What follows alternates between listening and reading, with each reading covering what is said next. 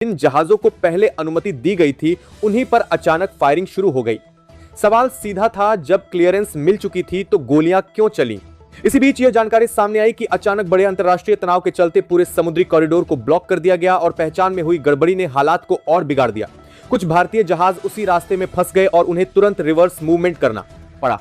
उस समय लिया गया हर फैसला सेकंड्स में किया जा रहा था, क्योंकि जरा सी देरी बड़ा नुकसान कर सकती थी। राहत की बात यह रही कि किसी भी भारतीय जहाज या क्रू को नुकसान नहीं हुआ, लेकिन खतरा टलने के बजाय और बड़ा हो गया। अब तस्वीर और साफ होती है। करीब 14 भारतीय जहाज बीच समुद्र में फंसे रह गए, क्लियरेंस का इंतजार करते हुए। इस बीच इंडियन नेवी ने सख्त एडवाइजरी जारी कर दी कि कोई भी जहाज संवेदनशील जोन के करीब न जाए। खासकर उन इलाकों से दूरी बनाए रखने को कहा गया जहां सैन्य गतिविधि और माइंस का खतरा ज्यादा है। नेवी ने साफ कहा, जब तक स्थिति पूरी तरह कंट्रोल में नहीं आती, कोई भी जहाज आगे नहीं बढ़ेगा। साथ ही यह भी संकेत दे दिया गया कि जरूरत पड़ी तो भारतीय नौसेना खुद एस्कॉर्ट करके जहाजों को सुरक्षित निकालेगी। यह सिर्फ एक चेतावनी नहीं, बल्कि पूरी रणनीति का हिस्सा था। पहले सुरक्षा, फिर मूवमेंट। इसी बीच कूटनीतिक स्तर पर तेजी से बातचीत शुरू हुई और कुछ ही समय में स्थिति में बड़ा बदलाव देखने को मिला। जिस तरफ से पहले आक्रामक रुख नजर आ रहा था, वहीं से अब सफाई आने लगी। यह कहा गया कि पूरी घटना गलतफहमी का नतीजा थी और पहचान में हुई चूक के कारण वार्निंग फायर हुए। लेकिन इस स्पष्टीकरण के बावजूद भारत ने कोई ढील नहीं दी। साफ संदेश दिया गया, भविष्य में ऐसी कोई घटना बर्दाश्त नहीं होगी। धीरे धीरे रास्ता खुलने लगा और फंसे हुए जहाजों को चरणबद्ध तरीके से बाहर निकालने की तैयारी शुरू हो गई, जिसमें भारतीय नौसेना की सक्रिय मौजूदगी सुनिश्चित की गई। लेकिन कहानी यही खत्म नहीं होती। इसी बीच एक और मोर्चे से बड़ा बयान सामने आया, जिसने इस पूरे मामले को और ज्यादा गंभीर बना दिया। एक बड़े सैन्य अधिकारी ने भारत को सीधे तौर पर चेतावनी दी कि वह अपने सहयोगियों को उन्नत हथियार देना बंद करे, वरना परिणाम गंभीर होंगे। यह कोई सामान्य बयान नहीं था, बल्कि एक खुली धमकी थी। अब सवाल उठता है, ऐसा कौन सा हथियार है जिससे इतनी घबराहट पैदा हो गई? असल में बात उन आधुनिक ड्रोन सिस्टम्स की है जो आज के युद्ध का चेहरा बदल रहे हैं। ये ऐसे हथियार हैं जो कम लागत में बड़े टारगेट को खत्म करने की क्षमता रखते हैं, रडार से बच सकते हैं और सटीक हमला करते हैं। यही वजह है कि इनकी मांग तेजी से बढ़ रही है। जैसे ही यह संकेत मिला कि भारत ऐसे सिस्टम्स अपने एक रणनीतिक साझेदार को दे सकता है, तुरंत प्रतिक्रिया सामने आ गई। आरोप लगाया गया कि इससे क्षेत्रीय संतुलन बिगड़ेगा और तनाव बढ़ेगा। लेकिन भारत के सामने सवाल साफ है, अगर दूसरे देश अपने सहयोगियों को सैन्य मदद दे सकते हैं तो भारत क्यों नहीं? रणनीतिक सहयोग और रक्षा साझेदारी आज की जरूरत है और भारत अब पीछे हटने के मूड में नहीं दिख रहा। यही कारण है कि इस पूरे घटनाक्रम ने दो अलग अलग समुद्री क्षेत्रों को एक ही रणनीतिक कहानी में जोड़ दिया है। एक तरफ वास्तविक टकराव का खतरा और दूसरी तरफ शक्ति संतुलन की नई लड़ाई। इस पूरे घटनाक्रम ने एक बात बिल्कुल साफ कर दी है, अब समुद्र सिर्फ व्यापार का रास्ता नहीं रहा, बल्कि शक्ति प्रदर्शन का मैदान बन चुका है। हर कदम सोच समझकर उठाया जा रहा है, हर मूव के पीछे बड़ा संदेश छिपा है। भारत ने इस बार जो रुख दिखाया है वह बताता है कि अब प्रतिक्रिया नहीं, बल्कि सक्रिय रणनीति का दौर शुरू हो चुका है। जैसे ही जहाज के कब्जे की खबर पुख्ता हुई, आईएनएस विक्रांत को हॉर्मुज के मुहाने पर तैनात होने का आदेश दे दिया गया। यह भारत का वो ऐतिहासिक कदम है जिसने पूरी दुनिया को चौंका दिया है। विक्रांत अकेले इस मिशन पर नहीं निकला है, उसके साथ भारत के 10 सबसे आधुनिक और घातक युद्धपोतों का बेड़ा मौजूद है।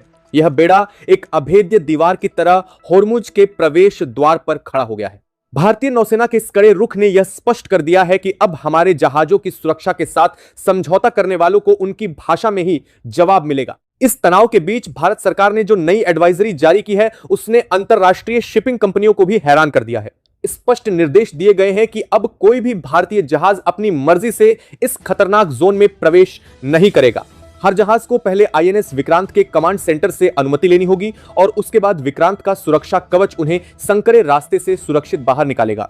यह पहली बार है जब भारत ने समंदर के इस हिस्से में इतनी बड़ी और निर्णायक घेराबंदी की है, जिसने विरोधियों के खेमे में हलचल पैदा कर दी है। दोस्तों, जिस तरह से ईरान की चुनी हुई सरकार को दरकिनार कर कट्टरपंथी आईआरजीसी ने सत्ता पर कब्जा किया है और अब भारतीय जहाजों को निशाना बना रहा है, यह स्थिति किसी बड़े खतरे से कम नहीं है।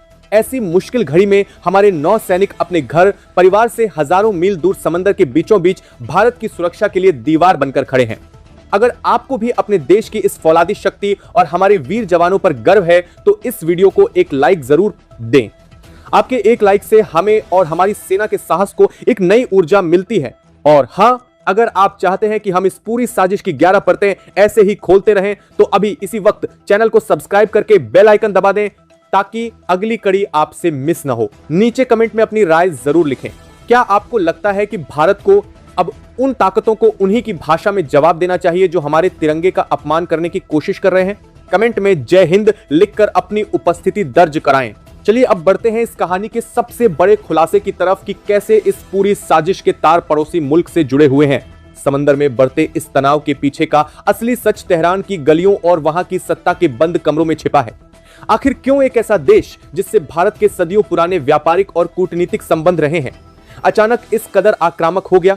इसका जवाब ईरान की बदलती सत्ता संरचना में छिपा है। खुफिया रिपोर्टों और अंतरराष्ट्रीय विश्लेषकों का मानना है कि तेहरान में बैठी पुरानी और लोकतांत्रिक सरकार अब केवल नाम की रह गई है। पर्दे के पीछे से ईरान की पूरी कमान अब कट्टरपंथी संगठन अब IRGC यानी इस्लामिक रिवॉल्यूशनरी गार्ड कॉर्प्स ने अपने हाथों में ले ली है। यह कोई सामान्य सत्ता परिवर्तन नहीं है। IRGC अब ईरान की एक ऐसी समानांतर सरकार बन चुकी है जिसके पास अपनी स्वतंत्र अर्थव्यवस्था, अपनी विशाल सेना और अपनी अलग विदेश नीति है। सूत्रों का कहना है कि ईरान के आंतरिक प्रशासन में अब उन नरमपंथी नेताओं की कोई सुनवाई नहीं होती जो भारत के साथ शांति और सहयोग की बात करते थे। यही कारण है कि 18 अप्रैल से शुरू हुआ यह घटनाक्रम अब 22 अप्रैल को जहाज के कब्जे तक पहुंच गया। यह संगठन कूटनीतिक मेजों पर होने वाली बातचीत के बजाय समंदर में अपनी ताकत दिखाने में यकीन रखता है। ईरान के भीतर मचे इस घमासान ने भारत के लिए स्थिति को और भी चुनौतीपूर्ण बना दिया है। जहां पहले किसी भी विवाद को एक फोन कॉल या बैठक से सुलझा लिया जाता था, वहीं अब भारत का सामना एक ऐसी ताकत से है जो अंतर्राष्ट्रीय कानूनों और संधियों को नहीं मानती। IRGC की इस हठधर्मिता ने न केवल भारत के व्यापारिक हितों को चोट पहुंचाई है बल्कि ईरान की अपनी वैश्विक छवि को भी दांव पर लगा दिया है। आज जो जहाज ईरान के नियंत्रण में हैं, वे असल में इसी आंतरिक सत्ता संघर्ष का शिकार हुए हैं। जब भारत ने देखा कि तेहरान की औपचारिक सरकार अब इन कट्टरपंथी तत्वों को रोकने में नाकाम है, तभी दिल्ली ने अपनी रणनीति को पूरी तरह बदलने का फैसला किया। यही वो मोड़ था जहां कूटनीति के स्थान पर शक्ति संतुलन की नीति अपनाई गई। भारत समझ चुका था कि अगर इस शैडो गवर्नमेंट यानी छाया सरकार को रोकना है तो भाषा वही होनी चाहिए जो वे समझते हैं। इसी सोच के साथ INS विक्रांत को आदेश दिया गया कि वह हार्मोज के द्वार पर खड़ा होकर पूरी दुनिया को दिखा दे कि भारतीय जहाजों की सुरक्षा अब किसी और के भरोसे नहीं बल्कि हमारी अपनी ताकत के दम पर सुनिश्चित की जाएगी। इसलिए खबर है कि विक्रांत इस बार अकेले नहीं निकला है। उसके साथ भारत के 10 सबसे आधुनिक और घातक जहाजों का एक ऐसा बेड़ा मौजूद है जिसने हॉर्मुज के क्षेत्र में एक अभेद्य चक्रव्यूह तैयार कर दिया है। इसमें शामिल डेस्ट्रॉयर्स और फ्रिगेट्स हर तरह की चुनौतियों से निपटने में सक्षम हैं। यह पहली बार है जब भारत ने अपने समुद्री इतिहास में इतनी बड़ी संख्या में युद्धपोतों को एक साथ किसी मिशन के लिए रवाना किया है। विक्रांत के इस विशाल बेड़े का संदेश बिल्कुल साफ है। भारतीय जहाजों के साथ किया गया कोई भी दुस्साहस अब बर्दाश्त नहीं किया जाएगा। IRGC ने जिस तरह भारतीय हितों को निशाना बनाया था, उसका जवाब देने के लिए यह तैयारी की गई है। भारतीय नौसेना के इन जहाजों ने हॉर्मुज के प्रवेश मार्ग पर अपनी ऐसी पोजीशन ली है कि अब वहां से गुजरने वाला हर भारतीय जहाज एक फौलादी सुरक्षा कवच के बीच रहेगा। यह घेराबंदी इतनी पुख्ता है कि विपक्षी खेमे में अब इस बात को लेकर हलचल है कि भारत के इस कड़े प्रहार का मुकाबला कैसे किया जाए। लेकिन इस पूरे संकट की कहानी में एक ऐसा मोड़ आ चुका है जिसने अंतरराष्ट्रीय रणनीतिकारों के माथे पर बल डाल दिए हैं। जैसे जैसे समंदर की लहरें गर्म हो रही हैं, वैसे वैसे इस पूरे विवाद के पीछे एक पड़ोसी मुल्क की परछाई साफ नजर आने लगी है। दरअसल पिछले कुछ समय से दुनिया ने एक अजीबोगरीब बदलाव देखा है। जो ईरान अब तक भारत के साथ मैत्रीपूर्ण संबंधों का दावा करता था, उसके सुर अचानक भारत के खिलाफ क्यों हो गए?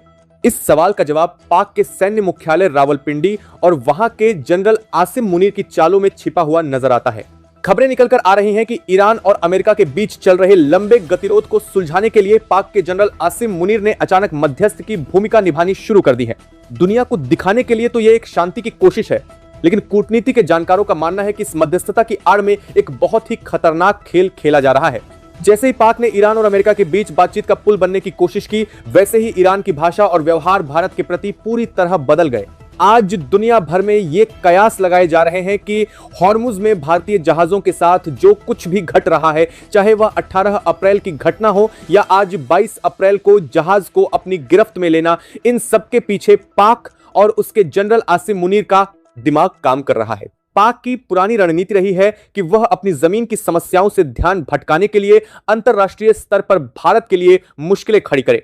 जानकारों का मानना है कि जनरल मुनीर ने ईरान को एक ऐसे जाल में फंसा लिया है जहां ईरान को लगता है कि पाक उसे अमेरिका के साथ संबंधों में राहत दिला सकता है और बदले में ईरान भारत के समुद्री व्यापारिक मार्ग को निशाना बना रहा है। ईरान के भीतर आईआरजीसी का बढ़ता प्रभाव और पाक का यह नया हस्तक्षेप दोनों मिलकर भारत के लिए एक टू फ्रंट जैसी स्थिति पैदा करने की कोशिश कर रहे हैं। जनरल मुनीर की इस चाल का मकसद भारत की अर्थव्यवस्था की जीवन रेखा यानी समुद्री व्यापार को चोट पहुंचाना है, लेकिन शायद वो ये भूल गए कि आज का भारत अपनी सुरक्षा के लिए केवल कूटनीति के भरोसे नहीं बैठा है। जब पाक ने ईरान के कंधों पर बंदूक रखकर भारत को निशाना बनाने की कोशिश की, तभी भारत ने आईएनएस विक्रांत को रवाना कर यह साफ कर दिया कि साजिश करने वाले चाहे कोई भी हो, परिणाम उन्हें ही भुगतना होगा। इसी बीच कूटनीति के मोर्चे पर एक और बड़ी हलचल हो रही है। इस्लामाबाद में बातचीत के दूसरे दौर का पूरा मंच सज चुका है। पाक इस बैठक के जरिए खुद को एक बड़े शांतिदूत के रूप में पेश करने की कोशिश कर रहा है और दुनिया को यह दिखाना चाहता है कि वह क्षेत्र में तनाव कम कर सकता है। लेकिन यहां भी एक बहुत बड़ा पेच फंसा हुआ है। हैरानी की बात यह है कि जिस संकट को सुलझाने के लिए यह पूरी बैठक बुलाई गई है, उसका सबसे प्रमुख पक्ष यानी ईरान अभी तक इस बातचीत की मेज पर आने को तैयार नहीं हुआ है। इस्लामाबाद से बार बार बुलावा जाने के बावजूद ईरान ने अभी तक बातचीत के लिए अपनी हामी नहीं भरी है। तेहरान की ये चुप्पी और टालमटोल की नीति कई सवाल खड़े करती है। क्या ईरान वाकई किसी दबाव में है या फिर जनरल मुनीर के साथ मिलकर रची गई ये साजिश अभी और लंबी खींचने वाली है? एक तरफ शांति का ढोंग और दूसरी तरफ समंदर में हमारे जहाजों पर वार। भारत इस दोहरी नीति को अच्छी तरह समझ चुका है। यही वजह है कि जब तक इस्लामाबाद में बातों के दौर चल रहे हैं, तब तक होर्मुज में विक्रांत के नेतृत्व में भारतीय नौसेना ने अपनी पकड़ और भी मजबूत कर ली है। भारत का संदेश साफ है, बातचीत अपनी जगह है, लेकिन हमारे नागरिकों और जहाजों की सुरक्षा पर कोई समझौता नहीं होगा। इस पूरे घटनाक्रम ने वैश्विक मंच पर भारत की छवि को एक नई ऊंचाई दी है। अब तक दुनिया ने केवल अमेरिका या पश्चिमी देशों को ही होर्मुज में इस तरह के कड़े फैसले लेते देखा था, लेकिन आज जब एक भारतीय जहाज को कब्जे में लिया गया तो भारत ने किसी दूसरे देश की मदद मांगने के बजाय अपनी खुद की स्ट्राइक फोर्स को मैदान में उतार दिया। वॉशिंगटन से लेकर लंदन तक बड़े बड़े रक्षा विशेषज्ञ भारत के इस क्विक रिस्पांस की सराहना कर रहे हैं। जानकारों का मानना है कि भारत का यह कड़ा कदम आने वाले समय में पूरे क्षेत्र की रणनीतिक दिशा को बदल सकता है। रुख केवल ईरान के लिए नहीं बल्कि उन सभी ताकतों के लिए एक संदेश है जो हिंद महासागर और उसके आसपास के क्षेत्रों में भारत के बढ़ते प्रभाव को रोकना चाहते हैं। पाक और उसके जनरल आसिम मुनीर ने जो जाल बुना था वो अब उन्हीं के लिए उल्टा पड़ता दिख रहा है। दुनिया देख रही है कि कैसे भारत ने एक तरफ कूटनीति के लिए इस्लामाबाद के रास्ते खुले रखे हैं तो दूसरी तरफ समंदर में अपनी तलवार की धार भी कम नहीं होने दी है। ईरान को यह समझना होगा कि आईआरजीसी के प्रभाव में आकर भारत जैसे भरोसेमंद साथी को खोना उसके लिए आत्मघाती साबित हो सकता है। भारत न केवल ईरान के तेल का एक बड़ा खरीदार रहा है बल्कि चाबहार बंदरगाह जैसे प्रोजेक्ट्स के जरिए ईरान की तरक्की में भी भागीदार रहा है। लेकिन अगर ईरान की सत्ता पर काबिज कट्टरपंथी तत्व पाक के बहकावे में आकर भारतीय जहाजों को निशाना बनाना जारी रखते हैं तो इसके परिणाम बेहद गंभीर होंगे। भारत ने स्पष्ट कर दिया है कि हमारी शांति प्रियता को कमजोरी न समझा जाए। 18 अप्रैल को जो हुआ वो एक चेतावनी थी, लेकिन 22 अप्रैल को जो हुआ उसके बाद भारत के सब्र का प्याला भर चुका है। विक्रांत के नेतृत्व में 10 जहाजों का यह बेड़ा तब तक वापस नहीं लौटेगा जब तक हमारे जहाजों और नाविकों की सुरक्षा की 100% गारंटी नहीं मिल जाती। भारत की इस घेराबंदी ने ईरान के सामने केवल 2 ही रास्ते छोड़े हैं, या तो वह आईआरजीसी की जिद छोड़कर बातचीत की मेज पर आए या फिर अंतर्राष्ट्रीय स्तर पर पूरी तरह अलग थलग होने के लिए तैयार रहे। दोस्तों, समंदर की लहरें कितनी भी ऊंची क्यों ना हो, भारत का गौरव उनसे हमेशा ऊंचा रहेगा। 18 अप्रैल को जो साजिश रची गई और 22 अप्रैल को जो दुस्साहस किया गया उसने भारत के सोए हुए शेर को जगा दिया है। विक्रांत की दहाड़ आज हार्मोज के हर कोने में गूंज रही है। इस्लामाबाद की खाली मेज और तेहरान की खामोशी इस बात का सबूत है कि भारत का यह कड़ा प्रहार सीधे निशाने पर लगा है। यह नया भारत है जो शांति का समर्थक तो है, लेकिन अपने स्वाभिमान से समझौता करना इसे नहीं आता। जनरल मुनीर और उनके जैसे तमाम साजिशकर्ताओं को यह समझ लेना चाहिए कि भारत के बढ़ते कदमों को रोकना अब नामुमकिन है। विक्रांत की यह घेराबंदी तब तक जारी रहेगी जब तक हर भारतीय नागरिक और हर भारतीय जहाज सुरक्षित नहीं हो जाता। भारत ने आज अपनी ताकत और अपनी मर्यादा दोनों का परिचय दुनिया को दे दिया है। दोस्तों, आज भारत ने जो साहस दिखाया है उस पर हर भारतीय को गर्व होना चाहिए। लेकिन इस पूरे विवाद में आपकी क्या राय है? क्या आपको लगता है कि ईरान और आईआरजीसी की इस साजिश के पीछे वाकई पाक के जनरल आसिम मुनीर का दिमाग है? और क्या भारत को विक्रांत जैसे और भी शक्तिशाली बेड़े हमेशा के लिए हारमोज में तैनात रखने चाहिए?